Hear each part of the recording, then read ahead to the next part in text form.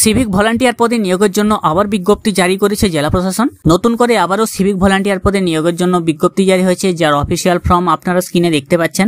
এই ফর্ম পূরণের মাধ্যমে আপনাদের আবেদন করতে হবে। আজকের ভিডিওতে আমরা জানিয়ে দেব সিভিক ভলান্টিয়ার পদে এখানে কারা আবেদন করতে পারবেন, কিভাবে আপনারা আবেদন করবেন, বয়স সীমা কি রয়েছে, কোথায় ফর্মটি পাবেন আপনারা, বিস্তারিত আজকের ভিডিওতে আপনাদের জানিয়ে দেব। আর বেঙ্গল সার্চ ইউটিউব চ্যানেলকে যদি সাবস্ক্রাইব না করে থাকেন তাহলে অবশ্যই চ্যানেলটিকে সাবস্ক্রাইব করে পাশে রাখা বেল নোটিফিকেশনটি অলে প্রেস করে দেবেন। ফেসবুক থেকে দেখলে আমাদের পেজটিকে অবশ্যই ফলো দিয়ে রাখবেন। সিভিক ভলান্টিয়ার পদে নিয়োগের জন্য বিজ্ঞপ্তি জারি করলো জেলা প্রশাসন।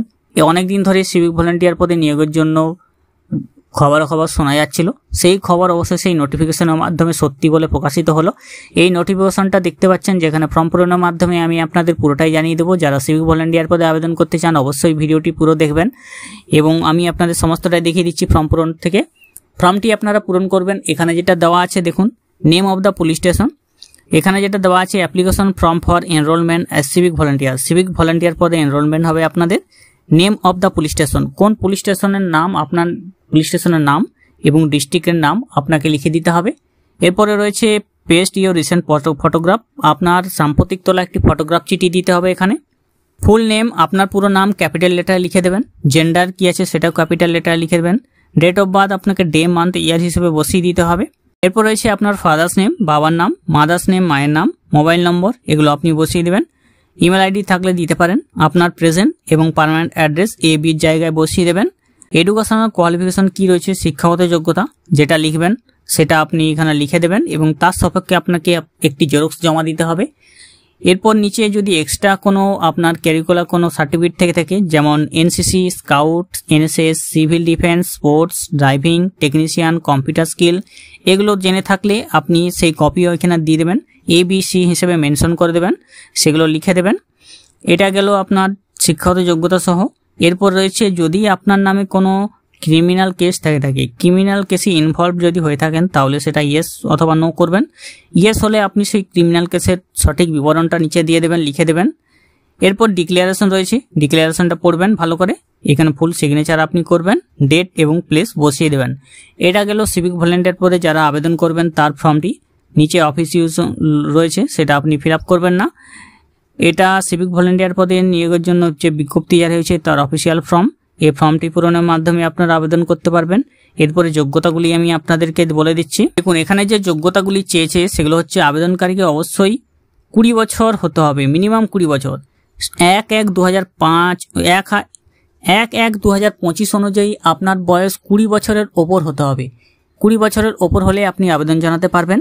শিক্ষাগত যোগ্যতা চেয়েছে 8ম শ্রেণী পাস। যদি আপনি 8ম শ্রেণী পাস হয়ে থাকেন, ক্লাস 8 পাস, তাহলে আবেদন করতে পারবেন। খেলাধুলায় যদি ভালো ফলাফল করেছেন, এনসিসি ক্যাডেট, বয় scout, NSS guide, civil defence volunteers অথবা ড্রাইভিং, টেকনিশিয়ান, কম্পিউটার দক্ষতার মতো যদি থাকে আপনার, তাহলে আপনাদের আগে অগ্রাধিকার পাবেন। এবং এখানে বেরিয়েছে অবশ্যই দীঘা, পূর্ব মেদিনীপুর জেলায়। পূর্ব মেদিনীপুরের দীঘা বা দীঘা মোহনা উপকূলীয় থানা এলাকার স্থায়ী বাসিন্দা আপনাকে হতে হবে। অর্থাৎ শুধু আপনি সকলেই আবেদন করতে পারবেন না, যারা পূর্ব মেদিনীপুরের দীঘা বা দীঘা মোহনা উপকূলীয় থানা এলাকার বাসিন্দা আছেন স্থায়ী, তারাই আবেদন করতে পারবেন। এখানে আপনাদের আবেদন করা ফর্মের সঙ্গে আপনার যে সমস্ত সার্টিফিকেট রয়েছে সেই সার্টিফিকেটগুলোর সেলফ অ্যাটেস্টেড করে আপনাকে জমা করতে হবে, যেমন শিক্ষাগত যোগ্যতা, বয়সের প্রমাণপত্র, স্থায়ী বাসিন্দার ঠিকানার প্রমাণপত্র, এগুলো আপনাকে জমা করতে হবে। যদি আপনার বিরুদ্ধে কোনো অপরাধমূলক রেকর্ড থেকে থাকে থানায়, তাহলে আপনি আবেদন করতে পারবেন না। আবেদন করলেও আপনাকে সেটা মেনশন করতে হবে। আগ্রহী প্রার্থীরা দীঘা থানা বা দীঘা মোহনা উপকূলীয় থানা থেকে নোটিশের সঙ্গে আবেদনপত্রটি সংগ্রহ করতে পারবেন। যে আবেদনপত্রটি আমি দেখালাম এবং এই নোটিশটি আপনারা সেই থানাগুলি থেকে পেয়ে যাবেন। থানাগুলি হচ্ছে দীঘা থানা এবং দীঘা মোহনা উপকূলীয় থানা। এবং আপনারা এই আবেদনপত্রটি যে পূরণ করবেন, ফর্মটি পূরণ করবেন, পূরণ করা ফর্ম আপনাকে ওই থানায় জমা দিতে হবে, অন্য কোনো থানায় জমা দিলে হবে না।